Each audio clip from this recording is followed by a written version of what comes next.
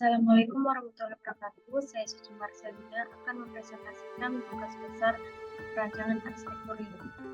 Saya memilih site dengan di Jalan Giobos, Menteng, Kecamatan Jekan Raya, Kota Palangkaraya, Kalimantan Tengah, dengan luas tapak sekitar 2,4 hektar, dengan ukuran tapak 165 meter dikali 150 meter, dengan GSB Jalan Giobos 34 hektar. Kemudian ada transformasi desain yang terdiri dari berbagai bentuk geometris seperti kubus, balok, dan lingkaran. Bentuk-bentuk dasar ini disusun sedemikian rupa untuk memenuhi kebutuhan ruang dan untuk mengatasi permasalahan tanah. Kemudian pada sisi barat timur sebagai gedung parkir sebagai zona transisi mengurangi paparan langsung sinar matahari pada bentuk lingkaran itu merupakan berupa void untuk pencahayaan dan ventilasi alami.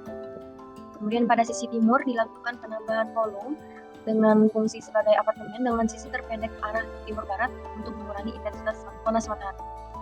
Kemudian pada bagian apartemen mengalami pengurangan dan penambahan kolom setiap lantai agar tercipta pembayangan. Kemudian pada lantai 5 terdapat celah untuk memasukkan angin ke dalam bangunan.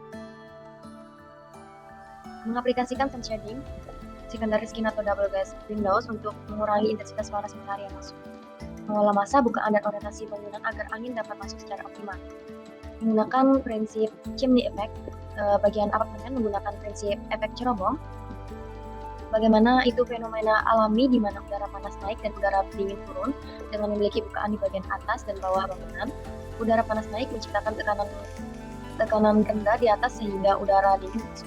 Ini mengurangi kegiatan dan meningkatkan kenyamanan thermal di dalam bangunan.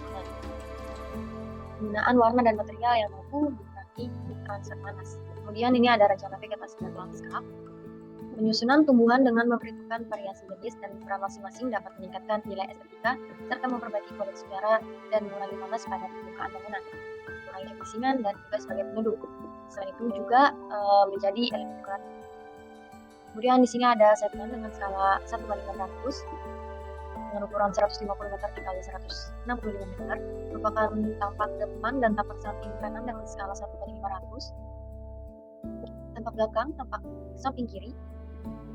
Ini merupakan gambar potongan AA dan BB dengan skala 1:500.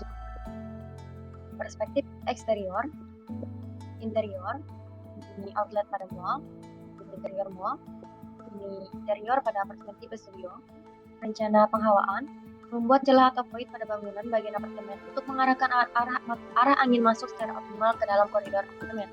Pada lantai 5, hanya beberapa bagian yang ditutup dinding agar memasukkan angin melalui void pada tiap lantai apartemen. Bukan lebih banyak ditempatkan pada arah angin bertiup. Mendapatkan gedung parkir di sisi bagian timur dan barat bangunan sebagai zona transisi, mengurangi paparan langsung sinar matahari dan mengurangi panas di dalam bangunan.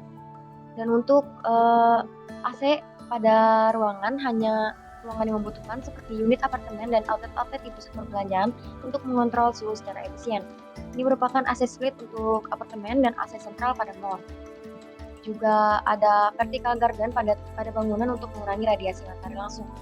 Juga ada roof garden sebagai RTH atau ruang terbuka hijau yang berperan sebagai pendingin pasif yang menyerap panas matahari secara langsung mengurangi suhu di dalam bangunan.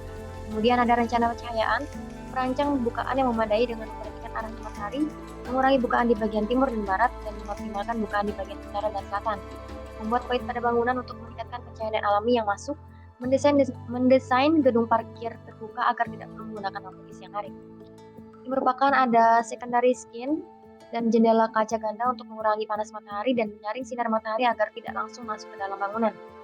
Kemudian untuk rencana material bangunan, ada menggunakan kaca loe pada area bangunan dengan bukaan kaca karena sifatnya tidak menyerap panas sehingga mengurangi kebutuhan dingin udara. Kemudian ada pemasangan dinding insulasi dengan lapisan bahan isolasi di dalamnya untuk mengurangi aliran panas dan suara antara ruangan, menggunakan bahan seperti serat mineral, busa poliuretan, dan gabus. Kemudian ada rencana water and solar energy. Air hujan juga dimanfaatkan dengan mengalirkannya melalui talang dan pipa yang terhubung kemudian disaring sebelum ditampung untuk keperluan seperti penyiraman tanaman, toilet, dan pendinginan. Pemanfaatan panas surya sebagai langkah penghematan energi listrik terutama dengan penempatan di sisi barat yang memiliki intensitas matahari tinggi pada siang hari.